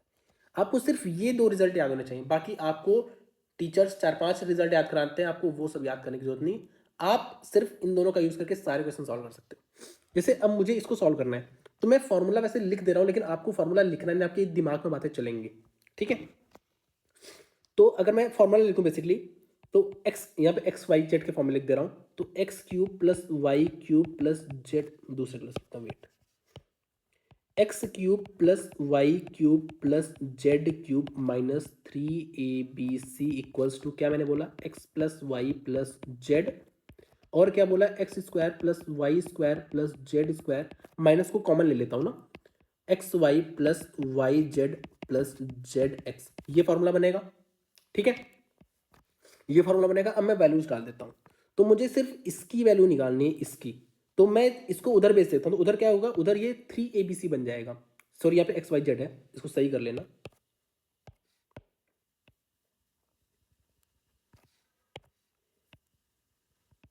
ठीक है, बाकी सही है, ठीक है। तो मैंने इसको उधर भेज दिया, तो ये 3xyz बन जाएगा। तो 3 और xyz की वैल्यू क्या है, -1, मतलब आपका -3 बन जाएगा बेसिकली, ठीक है। और प्लस आपका ये xyz है जिसकी वैल्यू 1 दे रखी है, x plus Y plus Z की वैल्यू 1 दे रखी है, तो 1 ब्रैकेट में आपको इसकी वैल्यू निकालनी है जो कि आपको नहीं पता, तो आप इसकी वैल्यू निकाल सकते हो। कैसे निकाल सकते हो मैं आपको बता रहा हूँ। मुझे इसकी वैल्यू निकालनी है ना, तो मुझे पता है ये x plus Y plus z के होल स्क्वायर में आता है, तो अगर मैं x plus Y plus z का होल स्क्वायर कर दूं, तो आपका ये क्या बन चुका है, ये आपका बन चुका है x² प्लस वाई² plus z square +2ab plus 2bc sorry +2xy plus 2yz plus 2zx बन चुका है। लेकिन आपका एक्स्ट्रा आ रहा है ना, आपको सिर्फ ये चाहिए, लेकिन ये आपने क्या लिख दिया, यहाँ पे आपने 2xy plus 2yz plus 2zx extra लिख दिया, तो मैं उसको माइनस कर दूंगा। तो मैंने क्या किया, -2xy -2xz और -2zx, मैंने यहाँ पे xy yz होगा ना, और ये मैंने माइनस कर दिया, और साथ में यहाँ पे एक और बार वही चीज माइनस हुआ है। ठीक है, सेम चीज ये माइनस हुआ है ना, यहाँ पे एक्स वाई प्लस ये सब माइनस हुआ है ना एक बार, और ये चीज आप ऐसे लिख दो। तो बेसिकली क्या बन गया आपका, x plus Y plus z का होल स्क्वायर बन गया, -3xy plus y z plus z x बन चुका है। बाकी आप वैल्यू डाल के कर सकते हो। ठीक है, लेकिन आपको ये सब लिखने की, ये आपको कुछ भी फॉर्मूला वगैरह भी लिखने की जरूरत नहीं रहती है, ये सब आपके दिमाग में चलता है। कैसे चलता है मैं आपको बता रहा हूँ। आपके दिमाग में ऐसे कैसे चलेगा, आपको मैंने समझा दिया कैसे करना है, अब आपको दिमाग में कैसे चलेगा।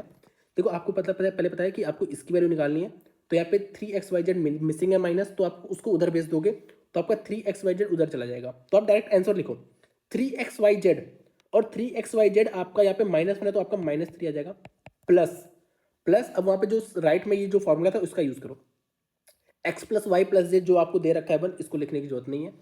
अब आपको पता है आपका क्या आएगा, आपका आएगा x square plus y square plus z square, जो आपको नहीं दिया है। तो आपको क्या करना है, आपको इसका स्क्वायर कर देना है, क्योंकि x square plus y square plus z square जो होता है वो x plus Y plus z का होल स्क्वायर में आता है। तो आपने x plus Y plus z का होल स्क्वायर कर दिया, 1 का होल स्क्वायर कर दिया।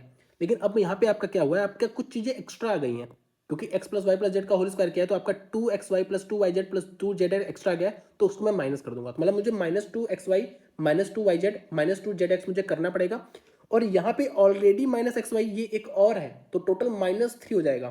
तो बेसिकली आपका -3xy plus yz plus zx आपका यहाँ पे आ जाएगा। ठीक है, जिसकी वैल्यू आपको दे रखा है -1, तो ये भी आपका -1, तो -3 प्लस 1, और ये आपका क्या हो जाएगा, +4 हो जाएगा, +4। ठीक है, तो आपका ये यही आएगा ना, सॉरी यहाँ पे -3 है, एक सेकंड रुक, -3 है तो आपका ये +3 हो जाएगा, तो ये आपका 4 -3 आपका 1 हो जा रहा है, तो आपका 1 करेक्ट आंसर आ जा रहा है। तो मैं आपको बताऊं ना, ये इतना ही आपको लिख के सॉल्व करना है। आपकी थोड़ी सी प्रैक्टिस हो जाएगी ना, तो ये कोई भी आपको ये इसके अलावा कोई फॉर्मूला याद करने की जरूरत नहीं है, आप इतने में ही सॉल्व कर दोगे, इतने में ही। ठीक है, तो आपको ये बात याद होनी चाहिए, आपको 10 फॉर्मूला याद करने की जरूरत नहीं है। आ जाओ नेक्स्ट। अब नेक्स्ट, जब भी आपको अलजेब्रा के क्वेश्चन में ना, या टिग्नोमेट्री में आपको ऑप्शंस में ना ऐसे वैल्यूज दिखता है, वैल्यूज, तो आप कोशिश क्या करो कि आप वैल्यू पुटिंग से कर दो। यहाँ पे मुझे क्या दिख रहा है, मुझे यहाँ पे वैल्यूज दिख रहा है, तो यहाँ पे वैल्यू पुटिंग से कोशिश करूंगा। तो वैल्यू पुटिंग के लिए क्या करना है, जो आपको यहाँ पे एक गिवन इक्वेशन दी रखी है ना, आप यहाँ पे कोई वैल्यू डाल के सेटिस्फाई करने की कोशिश करो, कोई भी वैल्यू।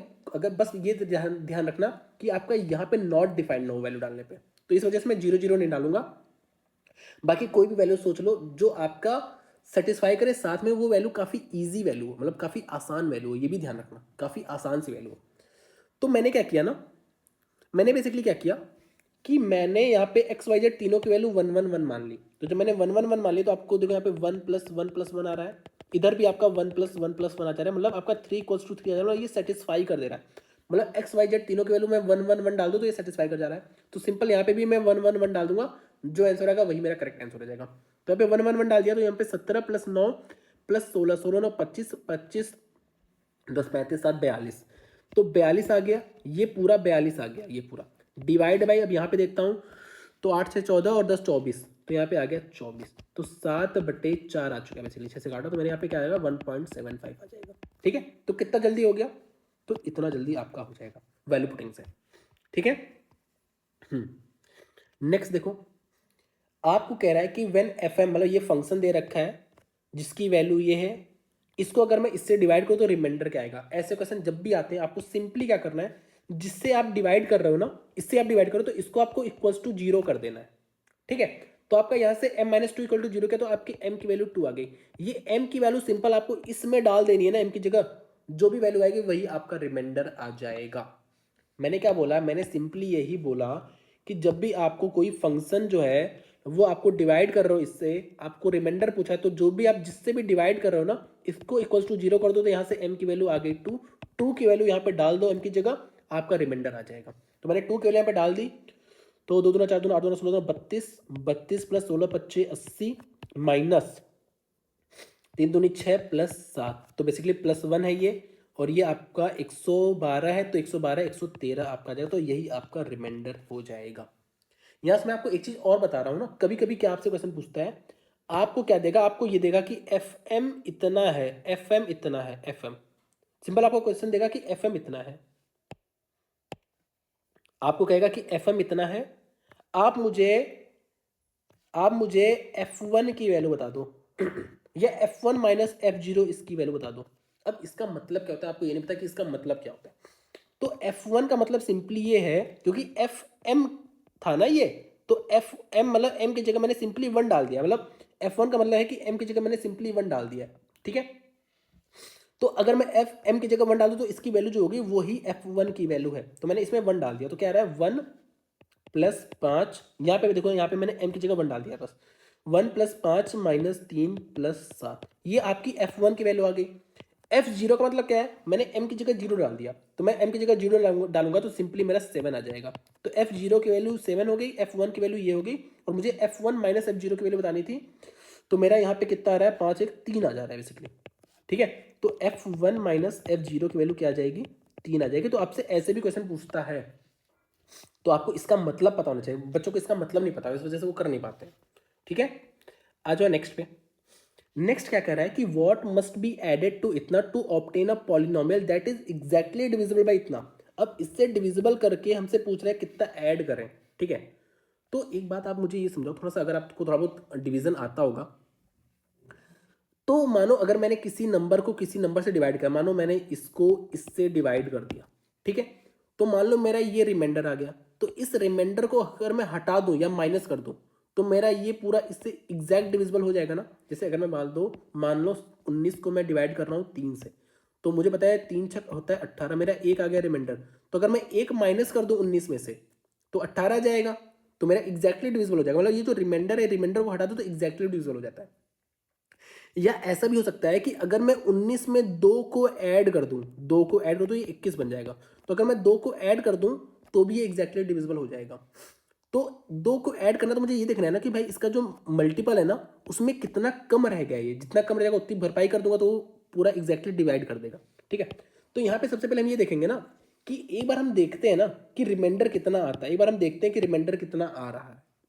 ये 5, और मुझे पता है ऐसे कैसे निकालते हैं रिमाइंडर, इसको इक्वल टू 0 कर देते हैं, तो आपकी बेसिकली 5 वैल्यू डाल देनी है, एक्स की जगह 5 डाल दो, आपका रिमाइंडर आ जाएगा, ठीक है। फिर आगे की बात बाद में करते हैं। तो मैंने 5 डाल दिया, तो 125 माइनस 75 प्लस 20 माइनस 75, तो आपको दिख रहा होगा यहाँ पे 145 माइनस 150 आ रहा है, जो कि -5 आ रहा है, तो आपका रिमाइंडर -5 आ रहा है। तो इस माइनस का एक सिग्निफिकेंस है, क्या सिग्निफिकेंस है, देखो रिमाइंडर क्या होता है, रिमाइंडर जो बच गया, तो बच गया को मैंने हटा दिया तो एग्जैक्टली डिवाइड हो गया, लेकिन यहाँ पे रिमाइंडर -5 आ रहा है, मतलब रिमाइंडर मतलब जो एक्स्ट्रा बचता है, लेकिन यहाँ पे -5 का मतलब ये कि 5 की कमी है, यहाँ पे एक्स्ट्रा नहीं है बल्कि 5 की कमी है। जैसे मान लो अगर ये नंबर डिवाइड हो रहा है, ये जो नंबर है डिवाइड हो रहा है, तो यहाँ पे मैं अगर कुछ एक्स्ट्रा है तो ये एक्स्ट्रा होगा, लेकिन यहाँ पे ये जो है ना ये कमी है, तो कमी में अगर मैं ऐड कर दूं तो यहाँ पे डिविजिबल हो जाएगा, और इस एक्स्ट्रा को हटा दो तो डिविजिबल हो जाएगा। तो यहाँ पे इस 5 की कमी है, ये माइनस दर्शाता है कि 5 की कमी है, तो इस 5 को अगर मैं ऐड कर दूं तो ये एग्जैक्टली डिवाइड हो जाएगा। तो ठीक है, तो सिंपली मैं 5 को ऐड कर दूंगा, तो 5 को ऐड कर दो तो ये एग्जैक्टली डिवाइड कर देगा, ठीक है। अच्छा क्वेश्चन है ये भी, ठीक है। नेक्स्ट क्या कर रहा है कि find the number when successively divided by 3 5 7 leaves. जब भी सक्सेसिवली आ जाए तो आपको कैसे लिखना है, 3 5 7 को ऐसे लिखो, और जो इसके रिमाइंडर है रिस्पेक्टिवली उसको सामने लिखो, 2 1 3।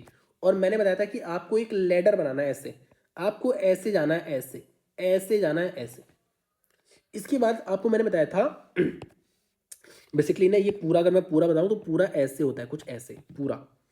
इसका मैंने आपको बताया था, सिंपली आपको क्या करना है, आपको इसको देखो, ये ऐसे प्लस बन जाएगा और ये ऐसे इंटू बन जाएगा। अगर मैं इसको इसको प्लस बनाऊं तो नहीं बन पाएगा, ठीक है, ये आपका इंटू ही बनेगा, और इसको अगर मैं इंटू बनाना चाहूँ नहीं बनेगा अच्छे से, ठीक है। तो ये आपका प्लस बनेगा, ये आपका इंटू बन जा रहा है आराम से, ये आपका प्लस बन जा रहा है, ठीक है। अब आपको ना इस डायरेक्शन में जाना है ऐसे। वैसे ना अगर आपसे मिनिमम वैल्यू पूछा होता है तो इसको ध्यान नहीं देना होता, आपको सिंपल इस डायरेक्शन में जाना होता है, इस डायरेक्शन में अगर आपसे मिनिमम वैल्यू पूछा होता है। लेकिन यहाँ पे आपको लास्ट क्वेश्चन 3 दे रखा है, तो इसको कैसे करेंगे, आपको सबसे पहले 7 × 3 कर लेना है सबसे पहले, क्योंकि लास्ट क्वेश्चन यहाँ पे 3 है इस वजह से। तो 7 3 21 आपको इस डायरेक्शन में जाना है, जो डायरेक्शन में बता रहा हूँ उस डायरेक्शन में। पहले आपको ऐसे जाना है, फिर आपको ऐसे जाना है, फिर आपको ऐसे जाना है, फिर ऐसे जाना है और फिर ऐसे जाना है, और जो ऑपरेशन बीच में लिखे हैं वो आपको फॉलो करने हैं, ठीक है। तो लास्ट क्वेश्चन 3 है, तो पहले 7 इंटू 3 कर लो, तो 7 3 21। अब आप यहाँ पे जाओगे तो 7 3 21 और यहाँ पे प्लस है, तो 21 प्लस 3 आपका होता है 24। फिर आप यहाँ पे जा रहे हो तो यहाँ पे इंटू है, ये इंटू ही तो है, ये इंटू ही तो है। तो 24 बच्चे आपका होता है 120, 120 और यहाँ पे प्लस है 121, 121 इंटू 3 कितना हो गया, 121 इंटू 3 आपका हो गया 363, और 363 प्लस 2 आपका कितना हो जाएगा, 365 हो जाएगा। तो इसका आंसर 365 करेक्ट हो जाएगा। तो यहाँ पे तो लास्ट क्वेश्चन 3 दे दिया, अगर लास्ट क्वेश्चन 1 देता तो मैं इसको ऐसे करता, ठीक है। अगर मैं सेम क्वेश्चन अगर लास्ट क्वेश्चन 1 रहता तो मैं ऐसे करता 2 1 3। तो मुझे पता है ये ऐसे जाते हैं ना, ऐसे ये ऐसे जाते हैं। अगर लास्ट क्वेश्चन बना तो ऐसे करता 7, ये प्लस है, ये इंटू, ये प्लस है, ये इंटू, ये प्लस है। तो 7 3 10, 10 बच्चे 50, 51, 51 तिहाई आपका होता है, 51 तिहाई कितना होता है, 51 तिहाई 153 होता है। 153 प्लस 2 157 आ जाता है उस केस में, अगर लास्ट क्वेश्चन क्या होता, 1 होता, ठीक है। लेकिन अगर मिनिमम वैल्यू पूछे, मिनिमम मिनिमम मोस्टली टाइम पे मिनिमम पूछता है, मिनिमम से ही आपका काम चल जाता है मोस्टली टाइम पे, क्योंकि मोस्टली टाइम पे यहाँ पे कुछ लिखा नहीं होता है, ठीक है। तो आपको मिनिमम से काम चल जाता है, तो मिनिमम में आप यहाँ पे 0 मानोगे, तो मतलब आपको इसका कुछ मतलब ही नहीं रहता है। फिर अगर मिनिमम पूछे तो कैसे करना है, 3 5 7 ऐसे लिखना है, 2 1 3 ऐसे लिखना है, ऐसे करना है सिर्फ, ठीक है, ऐसे, ठीक है। तो 5 तिहाई 15, 1 16 3 48 और 48 2 50, तो आपका सिंपली क्या हो जाता है, 50 हो जाता है, ठीक है, मिनिमम वाले केस में। तो यहाँ पे मिनिमम 3 दिया था, तो आपको ऐसे करना पड़ेगा, ठीक है। नेक्स्ट क्वेश्चन आपका ज्योमेट्री प्रोग्रेशन पे बेस्ड है, जिसको हम गुणोत्तर श्रेणी भी बोलते हैं। अब ज्योमेट्री प्रोग्रेशन के क्वेश्चन को करने में ना सबसे पहले हम कॉमन रेशियो देखते हैं, कि कॉमन रेशियो जिसको हम आर से डिनोट करते हैं, ठीक है, कि ये आर की वैल्यू क्या है। अब आर की वैल्यू ग्रेटर देन 1 भी हो सकती है और आर की वैल्यू लेस देन 1 भी हो सकती है। अब ये आर की वैल्यू निकालते कैसे हैं, किसी भी टर्म को उसके प्रीवियस वाले टर्म से डिवाइड कर दो ना, तो आपकी आर की वैल्यू निकल के आ जाएगी। चाहे कोई भी टर्म ले लो, चाहे आप ये ले लो चाहे ये ले लो। तो आप देखो यहाँ से अगर मैं 3 के स्क्वायर को 3 से डिवाइड करूँ 3 आ रहा है, या 3 के क्यूब को 3 के स्क्वायर से डिवाइड करूँ 3 आ रहा है, तो यहाँ पे आर की वैल्यू 3 आ रही है, मतलब ग्रेटर देन 1 आ रही है, ठीक है। या आप आर को आप इस तरह भी देख सकते हो ना, कि हर नेक्स्ट टर्म को मैं किससे मल्टीप्लाई कर रहा हूँ, तो 3 का स्क्वायर बन गया, किससे मल्टीप्लाई किया, 3 से मल्टीप्लाई किया। ऐसे ही हर नेक्स्ट टर्म को इसको किससे मल्टीप्लाई करूंगा, 3 से मल्टीप्लाई कर रहा हूँ, तभी तो बन रहा है 3 का क्यूब। 3 का स्क्वायर 3 का क्यूब कैसे बन रहा है, 3 से मल्टीप्लाई करने पे, ठीक है। जैसे अगर मैं आपको एक और एग्जाम्पल दूं, जैसे मान लो ये 1 है, नेक्स्ट जो है वो 1/3 है, नेक्स्ट जो है वो 1/3 का स्क्वायर है, नेक्स्ट जो है 1/3 का क्यूब है। तो आप देखो यहाँ पे जो हर नेक्स्ट टर्म को मैं किससे मल्टीप्लाई कर रहा हूँ, 1/3 से मल्टीप्लाई कर रहा हूँ। हर नेक्स्ट टर्म को 1/3 से मल्टीप्लाई कर रहा हूँ, तो यहाँ पे जो आर की वैल्यू है वो बेसिकली 1/3 है। तो यहाँ पे आर की वैल्यू 1 से कम है, ठीक है। तो बेसिकली 2 केस बनते हैं, आपको सारे फॉर्मूला में यहाँ पे आपको याद करा रहा हूँ। तो सबसे पहले हम कॉमन रेशियो देखेंगे। अगर कॉमन रेशियो ग्रेटर देन 1 है और लेस देन 1 भी हो सकता है। अब यहाँ पे जो ये जो सीरीज है ना, वो डिफिनिट भी हो सकती है, वो इनडिफिनिट भी हो सकती है, इनफाइनाइट तक भी जा सकती है, ठीक है, ठीक है। फाइनाइट, सॉरी फाइनाइट बोलूंगा, डिफिनिट नहीं, फाइनाइट बोलूंगा इसको। फाइनाइट, फाइनाइट सीरीज भी होती है और इनफाइनाइट भी हो सकती है। यहाँ पे भी आपकी फाइनाइट सीरीज हो सकती है और इनफाइनाइट सीरीज हो सकती है। जैसे इस सीरीज को अगर मैं ऐसे डॉट डॉट लगा दूं ना, मतलब ये सीरीज अभी आगे और जाती चली जा रही है, इनफाइनाइट तक चली जा रही है। तो अगर आर ग्रेटर देन 1 है और वो सीरीज फाइनाइट है, तो उसका जो फॉर्मूला होता है वो होता है ए आर की पावर n-1 अपॉन आर -1, ठीक है। अगर आर लेस देन 1 है और फाइनाइट सीरीज है, तो जो सम ऑफ जीपी होता है ना, ये सम है, सम ऑफ जीपी। तो यहाँ पे जो सम होता है वो क्या होता है, ए 1 माइनस आर की power n upon 1 minus r की power, sorry 1 minus r only, ठीक है। ये होता है फॉर्मूला फाइनाइट सीरीज का। अब आपको दोनों में कैसे याद करना है मैं आपको वो बता दे रहा हूँ। आप ये समझो कि आपको ये जो वैल्यू रखनी है, ये वाली जो वैल्यू है, वो आपको हमेशा पॉजिटिव रखनी है। ऐसे आप सोच सकते हो, मतलब आपको याद करने का तरीका बता रहा हूँ। इसको आपको हमेशा पॉजिटिव रखना है। कैसे रखोगे, अगर आर ग्रेटर देन 1 है, मतलब 1 से बड़ा है, तो 1 से बड़ा इधर रखोगे, 1 से बड़ा, तभी तो आपका ये पॉजिटिव आएगा, ठीक है। अगर ये 1 से छोटा होता तो ये नेगेटिव आ जाता, तो आपको पॉजिटिव रखना है। तो आर ग्रेटर देन 1 है तो कैसे पॉजिटिव बनाओगे, आर -1 से बनाओगे। ऐसे अगर आर लेस देन 1 है तो इसको कैसे पॉजिटिव बनाओगे, क्योंकि 1 में से आप 1 से छोटी वैल्यू घटाओगे तभी तो पॉजिटिव बनेगा। तो अगर आर लेस देन 1 है, यहाँ पे अगर ये आर लेस देन 1 है, जो कि 1/3 मान लो, तो ये पॉजिटिव आ गया। तो वही चीज़ है कि आपको पॉजिटिव बनाना है। अगर आपको फॉर्मूला याद करना थोड़ी दिक्कत हो रही है तो ऐसे याद करना है, ठीक है। पॉजिटिव बनाना है, ठीक है। तो यहाँ पे आपका ऐसे पॉजिटिव बन रहा है, ठीक है। तो आपको ये फॉर्मूला, वैसे आप कोई भी फॉर्मूला अप्लाई करोगे ना आपका आंसर वही आएगा, क्योंकि अगर यहाँ पे भी है तो यहाँ पे माइनस माइनस कट जाएगा ना, तो आपका आंसर वही आएगा, ठीक है। लेकिन अगर फॉर्मूला पूछो तो फॉर्मूला ये होता है, इसका फॉर्मूला ये होता है, इसका फॉर्मूला ये होता है। ये फाइनाइट सीरीज के लिए है, आर ग्रेटर देन वन और आर लेस देन वन के लिए। अब इनफाइनाइट के लिए क्या करना है, इनफाइनाइट के लिए सिंपली आपको क्या करना है, अगर आर ग्रेटर देन वन है और इनफाइनाइट सीरीज है तो इसका जो आंसर आएगा, जो सम आएगा, वो इनफाइनाइट आ जाएगा। क्यों? क्योंकि भाई आप देखो ना, इसका जो आप ऐसे आगे बढ़ते चले जाओ इस सीरीज में, तो ये 3 की पावर इनफाइनाइट आ जाएगी, जो कि अपने आप में इनफाइनाइट है। तो पूरा तो अपने आप इनफाइनाइट जाएगा, तो इसका हमसे पूछता नहीं है, लेकिन कभी भी पूछ सकता है। तो अगर ये सीरीज इनफाइनाइट है, जैसे अगर मैं बोल दूँ 2+2 का स्क्वायर प्लस 2 का क्यूब प्लस ऐसे दे दूँ कि मुझे सम बता दो, तो इसका जो आंसर आ जाएगा वो इनफाइनाइट आ जाएगा, ठीक है। लेकिन अगर आर लेस देन वन और वो इनफाइनाइट तक गया है तो उसका एक लिमिटेड आंसर ही आएगा। जैसे अगर मैं बोल दूं, अगर ये जो सीरीज है, ये वाली सीरीज जो मैंने बनाई थी, अगर ये इनफाइनाइट तक जाए ना तो इसका आंसर इनफाइनाइट नहीं आएगा, इसका आंसर एक लिमिटेड आएगा। क्या आएगा बता रहा हूँ, इसका आंसर जो आएगा वो a/1 माइनस आर आएगा। अच्छा, a क्या है? a फर्स्ट टर्म है, आर आपका क्या है? आर आपका कॉमन रेशियो है, और n आपका नंबर ऑफ टर्म्स है। ये बात तो आपको समझ में आ रही होगी, ठीक है। तो अगर मैं इसका निकालूं, अगर मैं इस क्वेश्चन का निकालूं, तो आपको दिख रहा है ए क्या है? ए 3 है। कॉमन रेशियो क्या है? कॉमन रेशियो आर, ए यहाँ पे आपका 3 है, आर की वैल्यू 3 है, क्यों? क्योंकि यहाँ पे कॉमन रेशियो भी आर आपका 3 ही आ रहा है, और नंबर ऑफ टर्म्स कितने हैं? 8 है। तो अगर मैं फॉर्मूला में डालूं तो फॉर्मूला क्या है? फॉर्मूला है आपका ए आर की पावर n-1, तो आर 3 था, 3 की पावर 8-1 अपॉन 3-1। इसको सॉल्व करूं तो क्या आएगा? 3। इसको मैंने 3 की पावर 4+1 और 3 की पावर 4-1 में तोड़ दे रहा हूँ। मैं इसको इरेज कर दे रहा हूँ क्योंकि ये नेक्स्ट स्लाइड पे सब कुछ लिखा हुआ है, तो आपको टेंशन लेने की जरूरत नहीं है, ठीक है। तो इसको मैंने 3 की पावर 4+1 और 3 की पावर 4-1 में तोड़ दिया है। 3 की पावर 4+1 और 3 की पावर 4-1 में तोड़ दिया है, और नीचे 3-1 है, ठीक है, जो कि 2 है बेसिकली। यहाँ पे मैं 2 लिख दे रहा हूँ, तो नेक्स्ट में लिख दूंगा। तो 3 3 9 3 27 81, ठीक है। तो 82 इंटू 80/2, इसको मैंने 40 से काट दिया, 40 दिया 120, 120 इंटू 82 कर दूं अगर मैं, तो 12 दूना 24, हाथ लगा 2, 12 94 और 98, ठीक है। तो आपका 9840 आपका करेक्ट आंसर आ गया, ठीक है।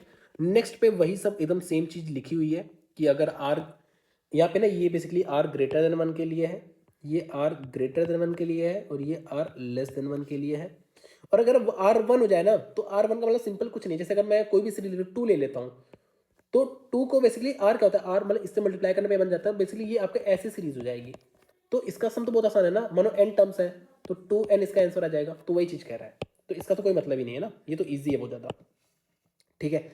इनफाइनाइट के लिए देखो यहाँ पे ये दिया है इनफाइनाइट सीरीज के लिए, और ये फाइनाइट। और सर अगर ग्रेटर देन वन है तो इसका answer can not be found नहीं, बेसिकली आप ऐसा कह सकते हो, कैन नॉट बी फाउंड भी कह सकते हो, और या इन्फिनिटी भी कह सकते हो, ठीक है, अगर आर ग्रेटर देन वन है तब। आ जाओ नेक्स्ट पे। हाँ, तो एक बार निकाल ले क्या, इस पे बेस्ड क्वेश्चन कर ले क्या? बिल्कुल कर लेते हैं। ये आपका देखो फाइनाइट सीरीज है, और साथ में आर की वैल्यू, क्योंकि हम 3 से मल्टीप्लाई करना है, तो आर की वैल्यू ग्रेटर देन है, तो क्या होता है फॉर्मूला? फॉर्मूला भी लिख लेते हैं जिससे आपको याद हो जाए, ए आर की पावर n-1 अपॉन r-1, ये होता है फॉर्मूला। तो यहाँ पे क्या लिखा मैंने? 3 की पावर 4-1 अपॉन 3-1, जो कि आपका 3 इंटू 80/2 आ रहा है, 81, 80/2 मतलब 3 इंटू 40, जो कि आपका 120 आ रहा है, ठीक है। अगर ये इनफाइनाइट सीरीज गया है तो मैं बोल दूंगा, क्योंकि यहाँ पे आर की वैल्यू ग्रेटर देन वन है, तो इसका आंसर इनफाइनाइट आ जाएगा। अगर मैं ये देखूं, ये आपकी फाइनाइट सीरीज है, तो फाइनाइट सीरीज है, क्या बोला था मैंने? ए 1 माइनस आर की power n upon 1 minus r, ये बोला था। तो आपका 3 और 1 माइनस आर की पावर n, यहाँ पे आर की वैल्यू 1/3 है भाई, आर की वैल्यू 1/3 है यहाँ पे, ठीक है। तो 1/3 की पावर आपकी कितनी जाएगी? n यहाँ पे टोटल 4 टर्म्स है, आपको दिख रहा है 1 2 3 4, टोटल 4 टर्म्स है, तो 4 डिवाइड बाई 1 माइनस 1/3, इसको आप सॉल्व कर लेना, ठीक है। ये आपकी इनफाइनाइट सीरीज है, और आर की वैल्यू यहाँ पे 1/3 है, मतलब आर की वैल्यू लेस देन 1 है, मतलब a अपॉन 1 माइनस आर, तो मतलब 3/1 माइनस 1/3, जो कि आपका यहाँ पे 9/2 आ रहा है, ठीक है। तो मेरे ख्याल से चारों आपको यहाँ पे याद हो गया होगा अब, ठीक है। ऐसे सम ऑफ जीपी भी देख लेते हैं। Sum of GP of n terms क्या होता है? n/2 2a प्लस n-1 दी। अच्छा, 2a को मैं ऐसे लिख सकता हूँ क्या? a और a को मैं इधर लिख देता हूँ, और एक साथ में आगे वाला टर्म लिख देता हूँ n-1d, ठीक है। तो मैंने क्या लिखा है, ए और a plus n minus one d. A यहाँ पे फर्स्ट टर्म है और ये क्या होता है, ये लास्ट टर्म का फॉर्मूला होता है, ये आपका लास्ट टर्म का फॉर्मूला होता है, लास्ट टर्म का फॉर्मूला हो रहा है। तो कहीं ना कहीं आपको ये दिख रहा है कि ये फर्स्ट टर्म और ये लास्ट टर्म है, इसके बीच में प्लस है, यहाँ पे ये प्लस है ना, ठीक है। तो आपको बेसिकली एस एन का फॉर्मूला एक और मिल गया जो कि क्या है, S N equals to N by two A plus L, मतलब first term plus last term, ठीक है। ये आपका फर्स्ट टर्म है और ये आपका लास्ट टर्म है। तो आपको ये दोनों फॉर्मूले याद होने चाहिए। अगर मुझे nth टर्म निकालना है ना तो उसका भी फॉर्मूला देख लेता हूँ। उसका formula simple a plus n minus one d होता है। डी क्या होता है, डी आपका कॉमन डिफरेंस है, एन आपके जो भी आपको nth टर्म निकालना है, मतलब थर्ड टर्म निकालना है तो आप 3 डाल दोगे और ये आपका फर्स्ट टर्म है, तो आपका nth टर्म हो गया। ये आपका अर्थमेटिक प्रोग्रेशन होगा जिसको हम समांतर श्रेणी बोलते हैं, ठीक है। अब आपको थोड़ा सा ना सर्कल, अब रिसेंट एग्जाम्स में भी आया है, सर्कल का इक्वेशन पता होना चाहिए और साथ में आपको स्फेयर का इक्वेशन पता होना चाहिए, ठीक है। तो यहाँ पे मैंने नीचे मेंशन भी कर दिया है कि अगर कोई भी सर्कल है जो h कॉमा के सेंटर से पास कर रहा है और जिसकी रेडियस r है, तो इसका जो सर्कल का इक्वेशन होता है बेसिकली x माइनस एच का whole square plus Y minus के का whole square equals to are square, ठीक है। जैसे अगर मैं यहाँ पे देखूँ तो ये h कॉमा के है बेसिकली, ठीक है। तो मुझे अगर इक्वेशन लिखना हो तो क्या लिखूंगा, x माइनस वन, क्योंकि h की वैल्यू यहाँ पे वन है, इसका square plus y minus two, तो माइनस और माइनस टू प्लस हो जाएगा, तो y प्लस टू का whole square equals to radius का स्क्वायर, 4 का स्क्वायर 16 हो गया। अब आपको इसको बेसिकली खोल लेना है, ठीक है। तो खोल देखो, खोलोगे क्या, वैसे आपको डायरेक्ट दिख रहा है, कैसे दिख रहा है आपको, नहीं खोलना पड़ेगा, हाँ। तो वैसे आप ना इसको बिना सॉल्व किए भी कर सकते हो, कैसे, देखो एक्स स्क्वायर वाई स्क्वायर तो दोनों में आ रहा है, साथ में आपको पता है कि यहाँ पे आपका -2x आएगा और यहाँ पे आपका +4y आएगा, ये बात तो आपको पता चल रही है। तो मतलब आपका या तो ये आएगा या तो ये आएगा। अब मुझे ये देखना है ये कितना आ रहा है, तो मुझे पता है यहाँ पे आपका 1 और यहाँ पे आपका 4 आएगा जो कि उधर जाके माइनस हो जाएगा, मतलब इधर आपका 16 माइनस 5 हो जाएगा जो कि 11 हो जाएगा। तो आपका ये वाला आंसर करेक्ट हो जाएगा, डी वाला, ठीक है। सिमिलर आपका इक्वेशन स्फेयर का भी है, सिमिलर टाइप का इक्वेशन आपका स्फेयर का है कि अगर स्फेयर का जो, क्योंकि स्फेयर 3 डायमेंशन में होगा, तो अगर उसके सेंटर के जो कोऑर्डिनेट्स हैं वो h कॉमा के कॉमा एल हैं, अगर h कॉमा के कॉमा एल है और उसका रेडियस अगर r है, तो जो उसकी इक्वेशन बनेगी सेम जैसे सर्कल का था वैसे ही यहाँ पे स्फेयर का यहाँ पे 3 चीजें आ जाएंगी, x माइनस एच का whole square plus Y minus के का whole square plus Z minus L का whole square equal to are square, बिल्कुल सेम जैसा है, बस यहाँ पे 3 चीजें आ गई हैं। तो मैंने क्या बोला, अब इसको आपको सॉल्व करने की, मतलब ऐसे पेन उठाने की भी जरूरत नहीं है। अगर मैं ऑब्जर्व कर रहा हूँ थोड़ा सा, तो आपको पता है यहाँ पे x प्लस वन का, क्योंकि माइनस माइनस प्लस हो जाएगा, तो x प्लस वन का होल स्क्वायर बन जाएगा, ठीक है। देखो आपका यहाँ पे एक्स स्क्वायर वाई स्क्वायर ये तो हर जगह आ रहा है ना। अब आपको बस यहाँ पे ये चीजें देखनी है कि यहाँ पे मैं कैसे डिफरेंशिएट करके बिना पेन उठाए आंसर ला दूं, ठीक है। तो आपको पता है कि यहाँ पे आपका x प्लस वन का होल स्क्वायर आएगा, मतलब आपका +2x आएगा, +2x आपका सिर्फ एक ही में आपका यही वाला आंसर करेक्ट हो गया। आपको पूरा सॉल्व करने की जरूरत भी नहीं पड़ी। अदरवाइज मैं आपको सॉल्व करके बताऊं तो आपको सिंपल x प्लस वन का whole square plus Y minus two का whole square plus Z plus 3 का होल स्क्वायर इक्वल्स टू आपको 3 का स्क्वायर जो कि 9 है, इसको सॉल्व करते आपका आंसर आ जाता, ठीक है। नेक्स्ट देख लो, a sine theta plus b cos theta का जो मिनिमम वैल्यू होता है या जो मैक्सिमम वैल्यू होता है वो क्या होता है, root of a square plus b square maximum value होता है, और जो मिनिमम वैल्यू होता है वो minus root of a square plus b square होता है। तो अगर इसके मैं मैक्सिमम वैल्यू की बात करूं तो root of a square plus b square मतलब 4 + 9 मतलब रूट ऑफ 13 इसकी मैक्सिमम वैल्यू हो जाएगी। तो आपका डी वाला ऑप्शन करेक्ट हो जाएगा, ठीक है। तो आज के लिए इतना रखते हैं, उम्मीद है आपको काफी कुछ सीखने को मिला होगा। Thank you so much.